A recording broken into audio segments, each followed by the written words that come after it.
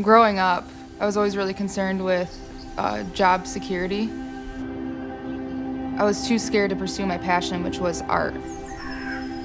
I think everybody probably feels that fear. Like, I'm afraid of what people are going to think, if they're gonna like this, if I can pay my rent, you know?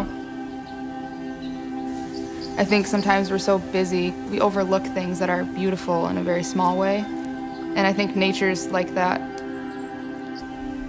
Wusa it's a meditative word that helps you relax.